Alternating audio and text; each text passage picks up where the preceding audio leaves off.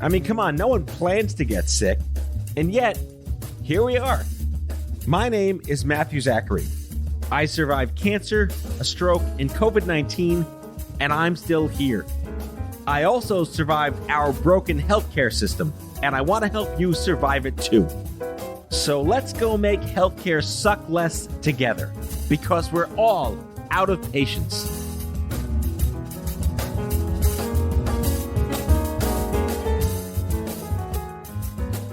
Hello, friends, and welcome back to the show.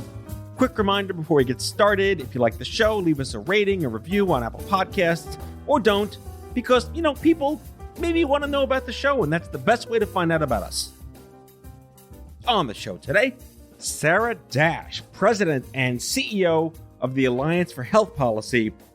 AHP, or it's called the Alliance, sounds daunting. They're a nonpartisan nonprofit dedicated to informing policymakers on critical health policy decisions. Sounds kind of wonky, but it's super awesome because, industry puts way too much burden on patients like us to navigate the healthcare system. So listen in as we geek out over covalent bonds, given her chemistry background, how 20-something staffers run the country, and the possibility of un-geeking health policy for the layperson. Enjoy the show. Sarah, thank you so much for coming out of patience. It's been a long time coming. We developed this BFFdom fairly quickly in the last couple of months, and I'm absolutely with unabated curiosity, what is this, and how are you, and what transpired to make this all happen? With those questions, I do want to start with one in particular. Esther's versus van der Waals forces. Go.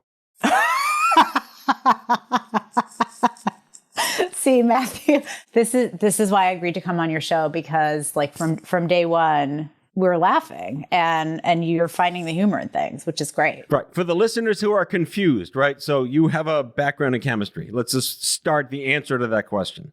It's a great question. So I started off, I was pre-med. I was at MIT, and I'll tell you, I was in the biology lab one day, and one of the other students burst into tears and had a real freak out because her lab was something went wrong, and it was, so she had to stay 15 minutes later to finish the lab. And I was like, oh my God, I don't want to be around these neurotic people. I'm like, what's going to happen to you the first time your patient dies? Yeah. And you're pre-med. And I don't know, I found the chemistry department and they were just cooler. They were friendlier. I mean, no knocks on, look, I am so grateful to all of our scientists and all of the scientists that have worked so hard to get us up to this point and create the vaccine. I mean, I have an awe for what they are studying and what they are doing. But at the time I just thought, these are cool people, and let me try this. And I'll tell you, I had a professor, his name was Dan Kemp, and he was a legendary professor at MIT. He was the professor of organic chemistry, and he made organic chemistry seem fun. It was like playing. I mean, he had these legendary notebooks that, kind of workbooks that all the students would have. And so I took organic chemistry up through the third level, and it never seemed like work to me. It was fun. It was playing. It was looking at, the way the molecules kind of bonded and unformed and how all of that stuff worked. And it was really fun. It never really felt like work to me up until maybe, the last semester of the last class, when I had to really work harder to get my head around stuff. But not that I didn't work hard, but it was fun work. Well, when I read that in your LinkedIn profile, it just triggered AP chemistry was the only one I failed, and they lost me at covalent bonds. Yeah. And it's so funny because if you asked me, so I think there's a real difference between the organic chemistry people and the inorganic chemistry or the physical chemistry, because I tried the physical chemistry, the inorganic stuff, that kind of baffled me more. And so I don't know if that's just the different way, our brains work or what have you, but the bonding and unbonding, and maybe it's because I'm in fact, a very relational person, which kind of makes me question why I went to a place like MIT in the first place sometimes, but I'm very relational. And so you think about things like, oh, okay, I I know a bunch of people, and this is more like a hydrogen bond because that's a very weak bond. And, hydrogen atoms are kind of going off and doing their thing and bonding with this and bonding with that. And then you have really strong bonds, right? Like the NOF, those are like your best friends, that you can never part with. This geeking out portion of Adaptation is brought to you by Dow Chemical, but not brought to you by Dow Chemical. I never thought I was going to be talking about that. Anyway, check out the periodic table. It's fun. It's fresh. It's good. Teach your kids. Yes. Teach your children. But I had the good fortune, and it's like peering into sort of the universe, how the universe is formed, right? Chemistry. And then you get deeper and deeper into it, and you get into like quantum mechanics and all these things, which, for a long time I felt like a failure because I actually did not do very well in quantum mechanics. And it was taught by this professor, Sylvia Sayer, who I was really impressed because here's a woman professor, at MIT teaching quantum mechanics. And so for a while in my life, it was kind of one of the great shames of my life that I just didn't do very well. And that was part of what started to turn my mind to, okay. A different kind of chemistry. Maybe I need something that kind of bridges the science and the humanities. And so indeed, that's actually what my major ended up as a humanities and science major.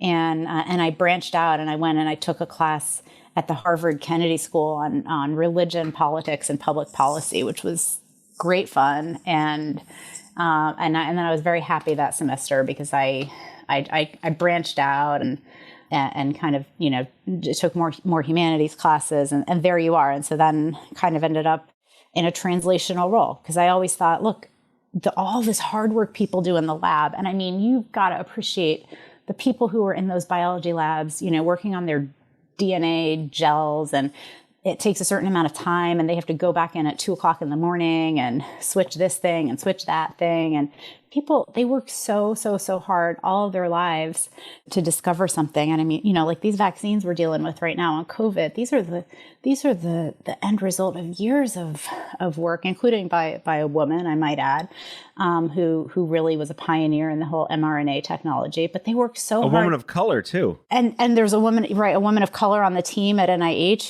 who is absolutely one of the leaders in making it happen.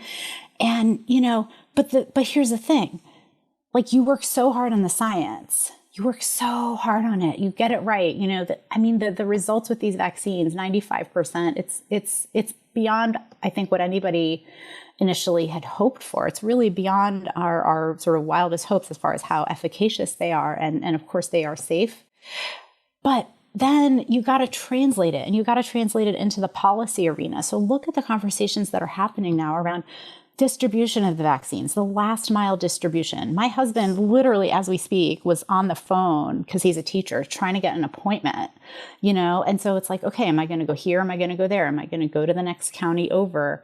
Where am I going to get my vaccine? It's translating the trust because we have longstanding trust issues because of the horrors of what medical science did in some cases to the African American community, the Black community, like with Tuskegee and others. And they haven't forgotten that. There's a trust issue there.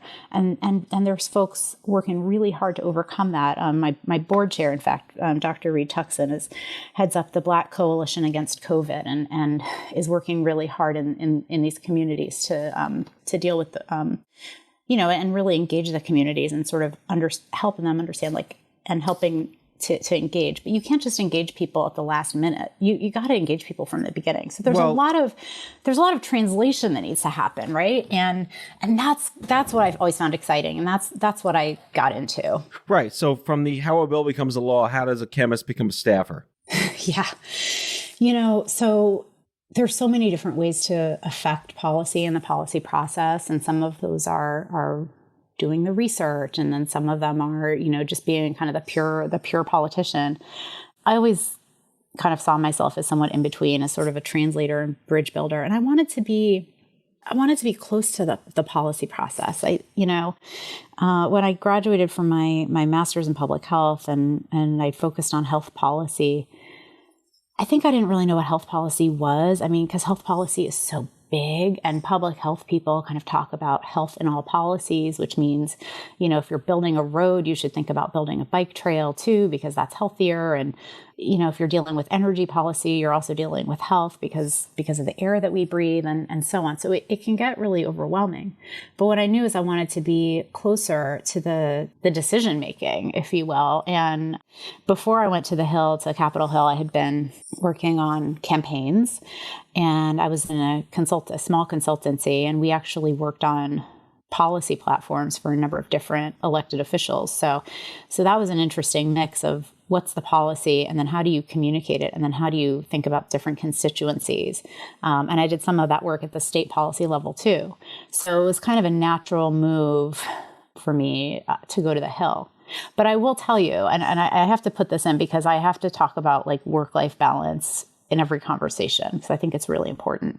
Go forth. I was sort of at a crossroads. I had worked on some campaigns, and I thought, well, maybe I want to work on the Hill, because everyone that I see who's really cool, who has a resume that I really like, has at least done, some time on the Hill. But I'm also really interested in this healthcare quality stuff. And maybe I should go back and I should get my Six Sigma, black belt in healthcare quality improvement and kind of work in a hospital, or maybe I should get my PhD. And I was kind of at a crossroads. And I sat down, and this is also the importance of mentorship and sponsorship too, I will say. So, and at the time I also had a 2-year-old. So I'm like, I don't know if I can do this. This just seems like it's going to be impossible to go on the Hill. And I met with somebody who is still in my life, who's still a mentor to me. And we sat down in the cafeteria in one of the Senate office buildings. She was like, you can do it. You can come to the Hill. Look over there, and pointed over to her colleague who happened to be bringing in her brand new baby to visit, and she's on the committee staff. And I was like, oh, okay, well, maybe I can do this. And she's like, let me send your resume over. And I interviewed with an office, and I didn't get that job. But I remember as I was walking away from the Capitol, I looked back and I said, I'm going to be back here. I'm going to keep trying. And then I did. And then I really launched a full out, job search to try to be a staffer. I was lucky enough to land a job over on the House side with Congresswoman DeLauro, who represents New Haven and surrounding areas in Connecticut. And that was my start. So let's talk about lessons learned. I've met a lot of staffers. In fact, I say this with all degree of love. My very first time going to the Hill to speak to, I think it was a state senator at some point, I was greeted by like a 9-year-old kid.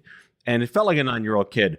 And then someone's like, oh yeah, the government's run by like college students. Like, no, it's not. And yes, it is. And is it really? And how is this a thing when the government's run by people in their early 20s? And like, shouldn't we be more progressive as a country if the country's run by 20-somethings that are talking to 80-year-old white guys? And really a revolution. Did you find that aha moment when you got there that this is really how the sausage is made? Yeah, it's funny. And, you're right to point out that dichotomy between the young staffers and of course, members who tend to skew older, although the diversity, I think, among members is starting to change. Look, being a staffer it's an amazing job. It's an awesome responsibility. I mean, I always said, if I ever start taking this for granted, like just boot me out, just fire me like that day, because then I'm not doing my job. Because you're representing, you're there, people are coming to you, people like you, people who have suffered with cancer, people who are, they need like a wastewater treatment plant in their district. I don't know. They're coming to you to ask you for stuff that they need, right? Like that's how our government works. But you're right. So much of the work is done by the staffers. And before I dive into my answer anymore, though, I would be remiss if I didn't say, I just want to pause for a second and say how much my heart goes out to the staffers who were on the Hill on January 6th and on that terrible, terrible day, or who were, working from home and living vicariously and worried for their colleagues. And, my heart was certainly there with them.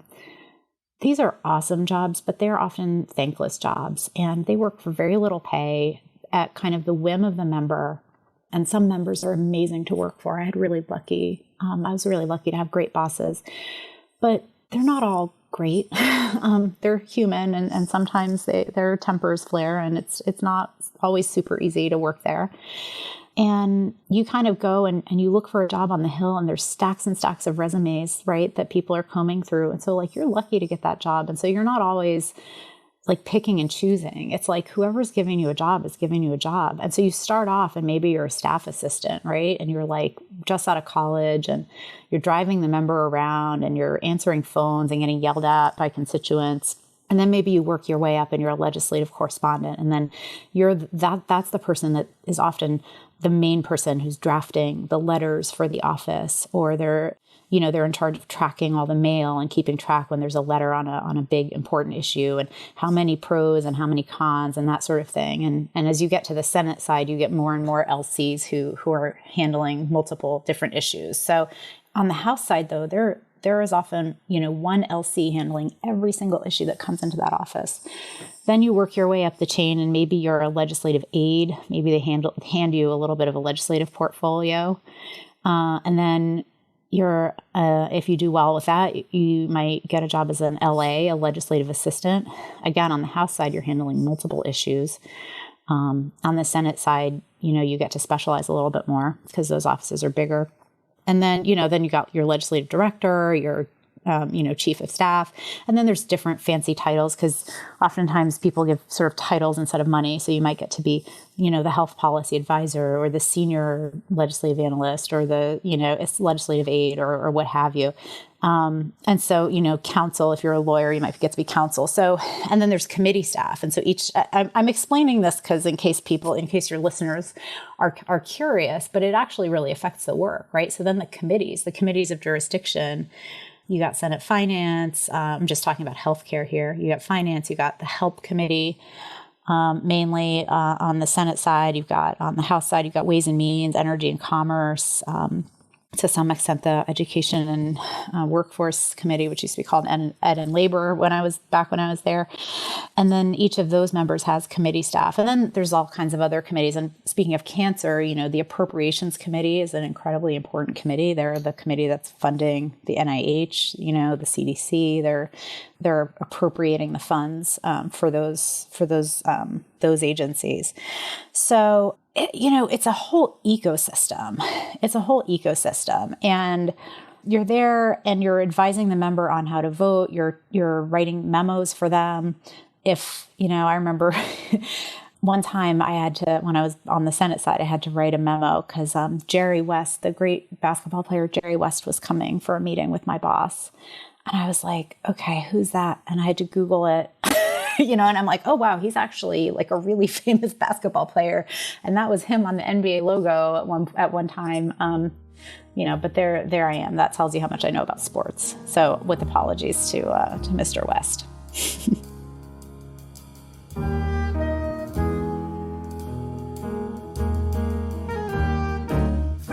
Back with our guest after the break.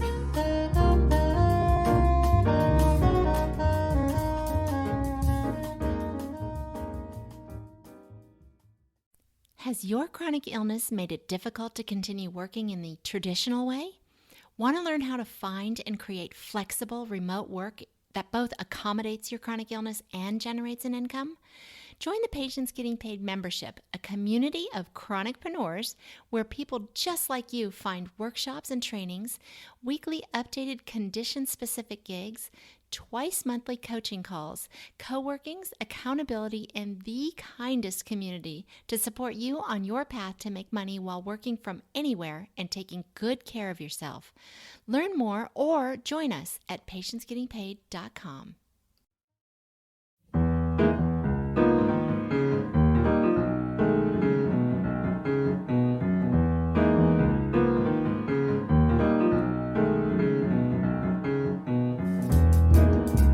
So the Alliance for Health Policy, or as you call it, the Alliance, which sounds very rebel alliance, but you're on the good side of history, and I get that part. This comes down to picking your battles. So if you're really going to, I guess, poke the bear, in a sense, in a nice way, but play nice in the sandbox to get what you want, on behalf of human beings that get sick, that don't want to be sick, and what do they need when they don't know what they need, what is the full force brunt, like the giant log that you swing at the castle door in medieval ages? Like, what is that of AHP? It's a great question. See, now you're talking to a Game of Thrones fan too. Yes. Absolutely. Well, first of all, thank you. And, the Alliance for Health Policy, we've been around for almost 30 years. We started off actually being called Alliance for Health Reform. And that's why we sort of kept Alliance when we changed our name. Because the thing is that health policy, it happens every day in big and small ways. It's not always like a great big reform bill, which, as you know, it gets harder and harder to pass something, the bigger and bigger it gets. So, look, the whole point of it was to be an unbiased convener, an educator. You mentioned those young Hill staffers, right? They don't all have degrees in health policy. Some of them do, but they are making really important decisions. So I wouldn't say we have a battle ram, as you will, if you will, right? But it's knowledge and understanding. It's being able to say, look, if you're going to fix the car, you got to know how the engine works. And so we bring experts from both sides of the aisle, from across the different sectors, to really talk to them, to help them understand kind of the basic issues, but also try to help answer questions. These are smart, motivated people who want to learn and who want to do right by their bosses, certainly, and kind of know the answers to things. Is it true, and you're going to confirm my confirmation bias, that you can throw 150 patients on the Hill to yell and scream about something, but it just takes one story to convince something? That's absolutely true. Stories are so important. And first of all, and patients are so important. And I want to say huge respect to those people who take the time. Of course, now nobody can really visit the Hill, but, who take the time to leave their homes, to travel to DC, to come and speak to their elected representatives about their experiences. It's so important. And the power of a story, it really stays with you as a staffer. Now, of course, you need the strategy, to go with that. But all too often, people are kind of in a bubble on Capitol Hill, and they haven't had the life experiences that folks outside have. I mean, how can one person have all those life experiences, right? So finding a way to connect, that's really important.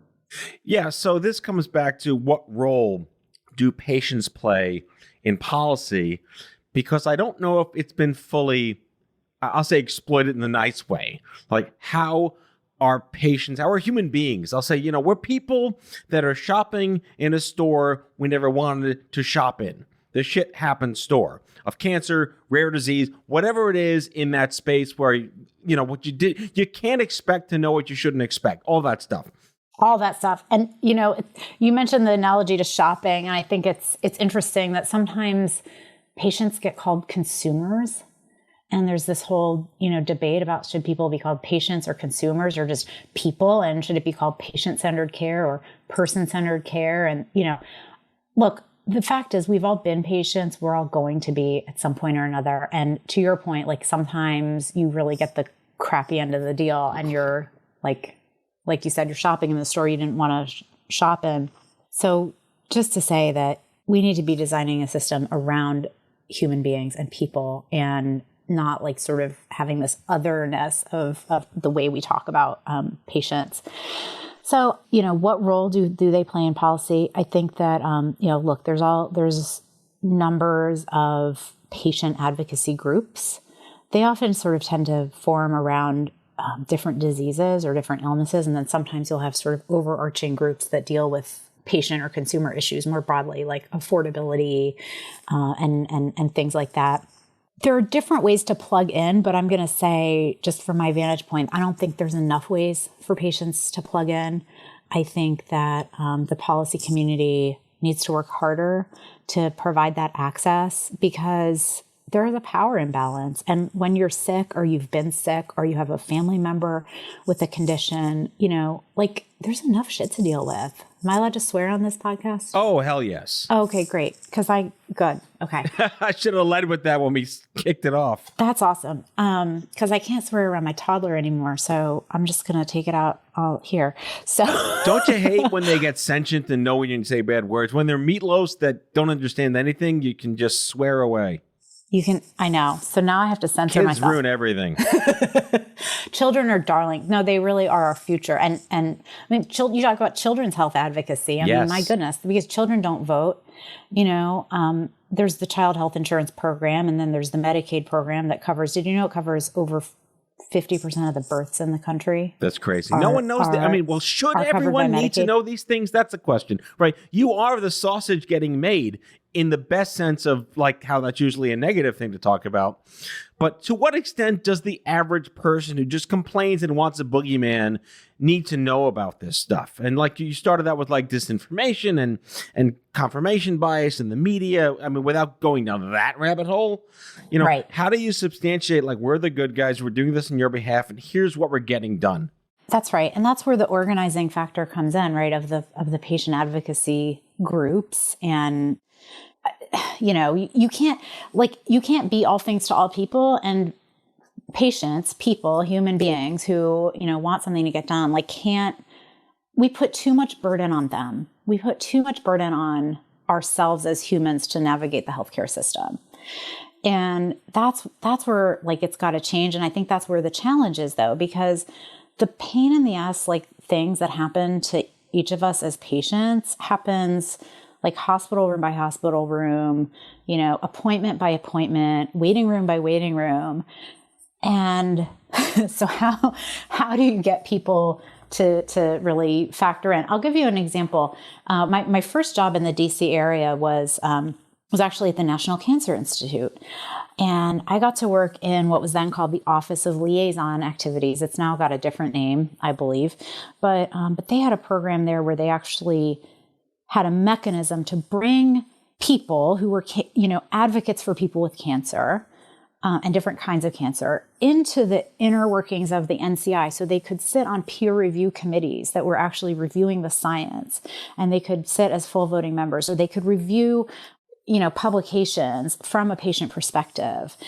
And it took an infrastructure to run that program. It took convincing, some of the scientists embraced it, and others were like, okay, patients, yeah, okay, I guess I'll, work with one. So it takes a whole infrastructure and a whole kind of system of influence to really embrace and bring in the patient voice in a meaningful way. And that's the kind of thing that needs to happen, whether it's on, quality improvement committees, those kinds of things. And there's different legal requirements for different types of entities. So federally qualified health centers or community health centers have, they have to have a certain percentage of community members on their board. But those are the kinds of mechanisms, it needs to work from the top down, and I don't even like top down and bottom up. That just is very condescending. I think it's got to be a team effort. Agreed. That's my point. Let me tell you my Picori story, and this is not, I didn't mean to rhyme like Dr. Seuss, but for the cheapsies in the back, Picori. You got a book title right there. No, Picori is the acronym that doesn't need to be an acronym, but it's the Patient-Centered Outcomes Research Institute. Way too many syllables to describe what it does, but I have a weird story that I want your feedback on. Yeah. My Picori story, again, rhyming by not rhyming, was I was invited to be on a patient committee, like you said. Mm-hmm. And it was fascinating to be sort of brought into the wonky world, the good wonky world. But we spent 2 years debating how do you redo the pain scale in oncology. And it's I think the challenge was that people see how the stock market goes up is better. But when a pain scale goes up, it's not better. So how do you make the pain scale where down is better? And over 2 years, they were going through this. And at the end of the day, they wound up putting the words down is better on the questionnaire. It was 2 years to come up with how do patients know that down is better? Because less pain is down, but better money is up, right? It's this if you think about it like a consumer, that to me was my big lesson. And you mentioned this before. Where is the consumer advocacy voices helping the smart, nerdy, jargony people figure out what it means to a consumer? So from the perspective that you guys kind of are an intermediary in a sort of that, what can we point to in the 3 years of the Alliance existing that we can wow, this is the thing that matters and we're going to invest in this? Yeah, I'm really glad you shared that story because God, and PCORI, PCORI is so great that PCORI exists as an entity to really talk about patient-centered outcomes research. But we need more things like that. We need more. Every single entity across the board with the Food and Drug Administration has, is working on patient-centered drug development. Everyone's got to be focused on that. And the companies do too, because at the end of the day, we're all kind of consumers of this, right? Whether directly or through our tax dollars or what have you. Alliance for Health Policy. So since I've been there and all throughout, we're all about bringing evidence-based, but also diverse experiences, lived experiences to the table. So first of all, I think the way we found each other was because we did a series last year that we titled Voice of the Patient. And part of it was to explore all of these different elements of how do patients and their families and caregivers actually get involved in the systems and structures that influence how they experience the healthcare system. And I thought it was really important to do that because in case you hadn't noticed, our healthcare system is a little bit stretched to the brink and kind of falling apart in some places. I had not noticed that. No, I had you not hadn't, noticed that. FYI, we're having some issues, but, and for some people who experience the healthcare system, they're like, well, yeah, duh, I could have told you that. I mean, it hasn't really been working for me for a while. Right. And so we've had these huge disparities. So I thought as we think about rebuilding our healthcare system, we've got to incorporate I'll say the patient voice, the person voice, right? And so what we do at the Alliance, our bread and butter is we put these panels together and we do look for a broad set, like I said, of experiences, perspectives, life experiences. And and I hope it's visible to the outside world, but certainly internally, we've been really making an effort to find not just the usual suspects, the health policy wonks and the experts from inside the Beltway who have wonderful sets of knowledge and some of whom have certainly patient stories themselves. But look all across the country and find those people who can bring their voices, their experiences. And we really work hard to look at not only, bringing the patient voice, but gender diversity, racial diversity, race and ethnic diversity, all the different kinds of diversity that you need to really tell the complete story. That's amazing. Sarah Dash, President and CEO at the Alliance for Health Policy. We didn't get to your COVID webinar series. For part 2 of I'm making it a series now, Matt and Sarah do some kind of crazy dance. Well, do it. Yeah. Check us out at allhealthpolicy.org. You can follow along. We did do a COVID webinar series, and I hate to say it, but you can almost press start and watch the whole series again. And we're almost at that. We started that COVID webinar series. I'll just tee up part 2 if that's all right. We started that series 3 days after I told people to not come back into our office, 3 business days. And we were out of the gate, and we had an epidemiologist from University of Kentucky when there were 5,000 cases in the United States. We're now hearing within weeks we may hit 500,000 deaths. So it's a tragedy of epic proportions. We've got to do better. We've got to focus on this. We've got to focus on our public health infrastructure that serves us all.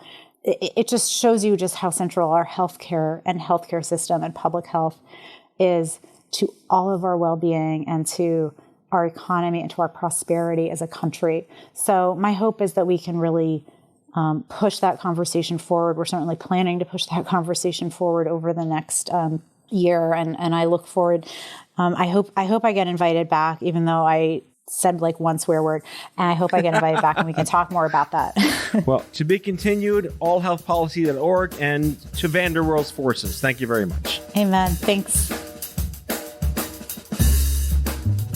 That's all for today, folks. If you like the show, be sure to subscribe, leave a review, follow us on social, and tell all your friends to listen. Out of Patience with Matthew Zachary is a product of Offscript Media. Our executive producer is Matthew Zachary. Our senior producers are Jen Horangeff and Andrew McDowell. Darren Tunn is our production intern. It is recorded, mixed, and edited by Matthew Zachary. Our theme music is by the Mike Van Allen Quintet and by Mara. For advertising and media inquiries, email media@offscript.com. Hit us up at contact@offscript.com to share comments, feedback, and make guest recommendations. For more information, visit offscript.com.